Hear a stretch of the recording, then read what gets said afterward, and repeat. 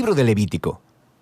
Es el tercer libro de la Biblia y se desarrolla justo después de la liberación de los israelitas de su esclavitud, cuando Dios los llevó al pie del monte Sinaí y los invitó a una relación de pacto.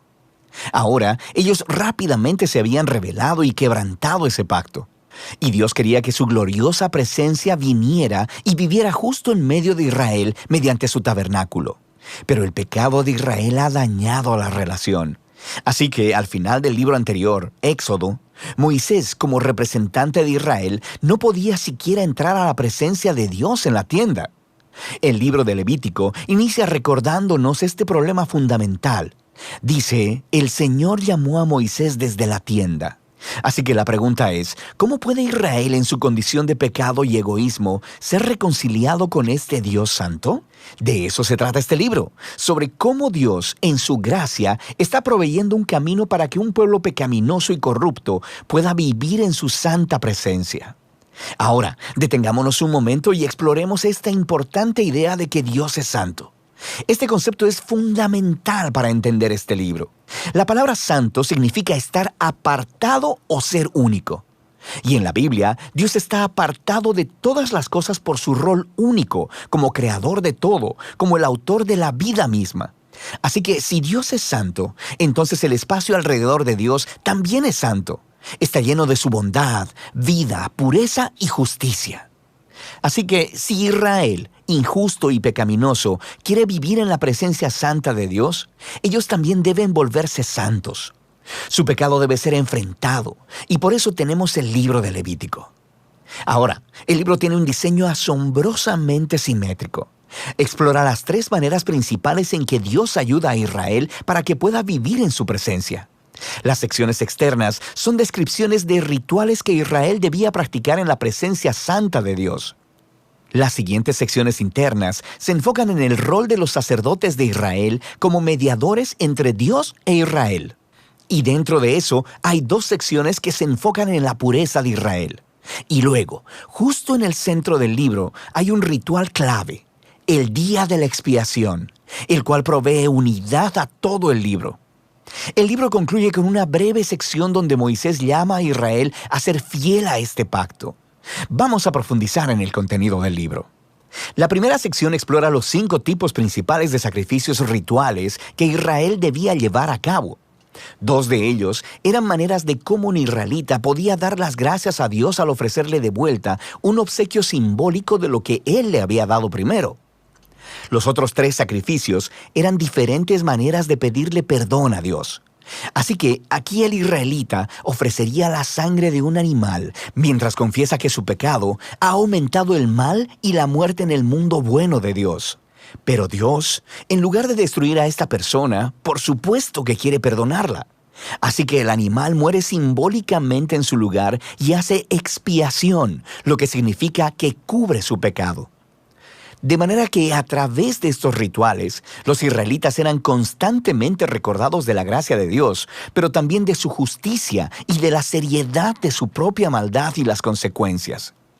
El segundo grupo de rituales establecen las 7 fiestas anuales de Israel, y cada una de ellas cuenta una parte diferente de la historia sobre la manera en que Dios los redimió de la esclavitud en Egipto y los llevó a través del desierto hacia la tierra prometida.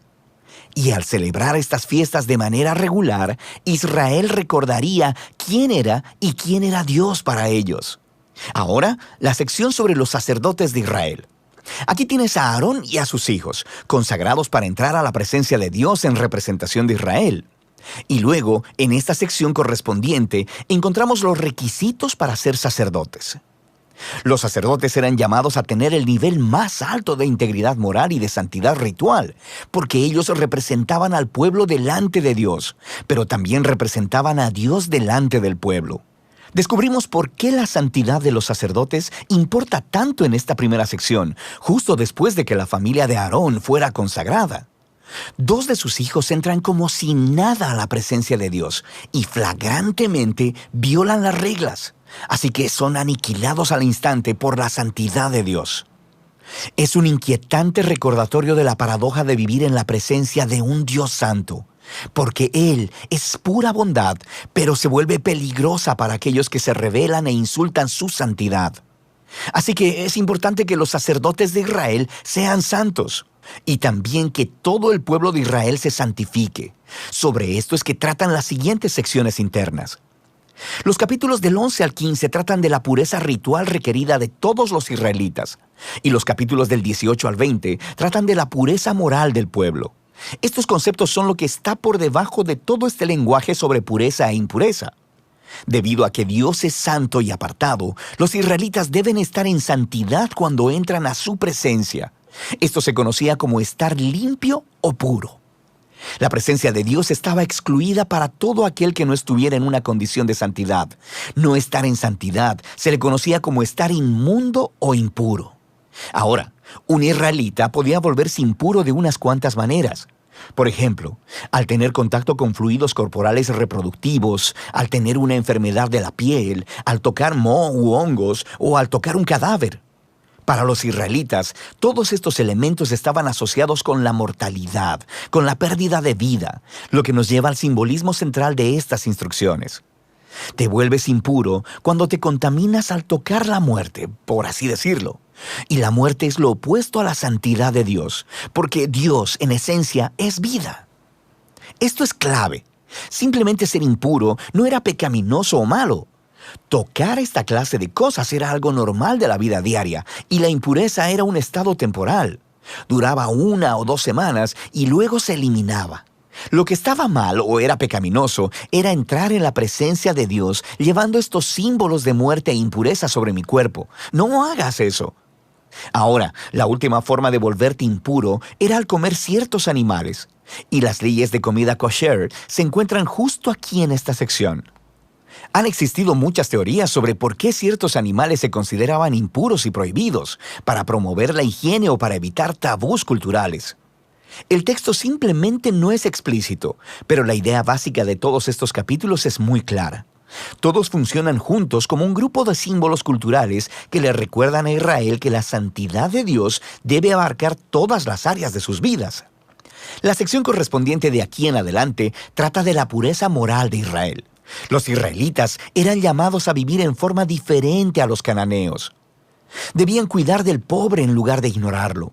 Debían tener un alto nivel de integridad sexual y debían promover la justicia a través de toda su tierra.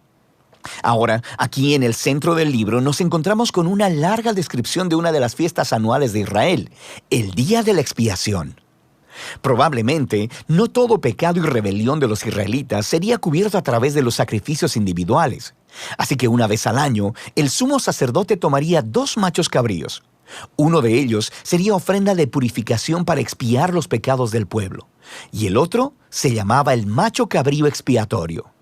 El sacerdote confesaría los pecados de Israel y simbólicamente pondría su mano sobre este macho cabrío y luego sería enviado al desierto.